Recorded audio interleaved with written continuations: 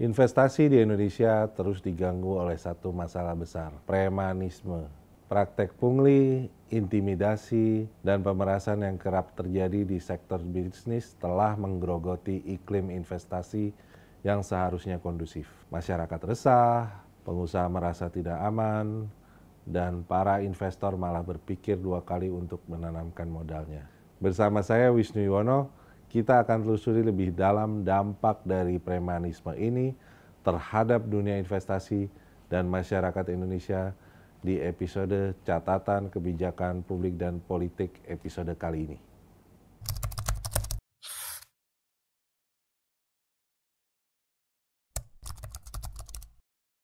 Premanisme di Indonesia masih menjadi salah satu masalah besar yang mengancam stabilitas perekonomian. Dalam beberapa dekade terakhir, praktek pemerasan intimidasi oleh kelompok preman dan pungutan liar di berbagai sektor bisnis semakin meningkat. Tak hanya sektor kecil dan menengah, namun perusahaan besar pun tak jarang merasa terintimidasi. Tak jarang para pengusaha harus membayar uang pelicin kepada oknum-oknum yang mengaku sebagai perwakilan dari kelompok tertentu yang mengancam bisnis mereka jika tidak memenuhi permintaan tersebut. Praktek ini jelas menghalangi tumbuhnya investasi yang sehat dan merusak citra Indonesia di mata investor asing.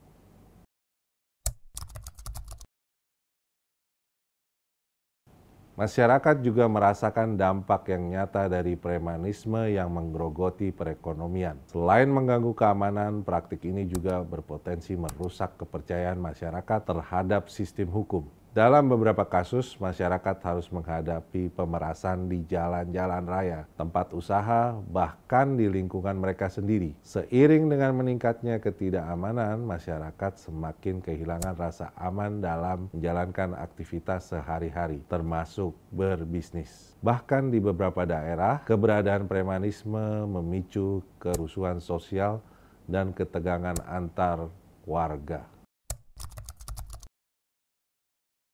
Tidak hanya merugikan masyarakat, premanisme juga mempengaruhi iklim investasi di Indonesia. Berdasarkan data yang dirilis oleh Badan Koordinasi Penanaman Modal, sejumlah investor asing telah membatalkan niatnya berinvestasi di Indonesia karena ketidakpastian hukum yang dihadapi serta risiko tinggi terkait dengan keberadaan kelompok preman di sektor bisnis. Investasi yang seharusnya menjadi sumber pertumbuhan ekonomi malah terkendala kekhawatiran adanya biaya-biaya tidak resmi yang harus dibayar oleh investor. Hal ini tentu saja merugikan Indonesia sebagai tujuan investasi global.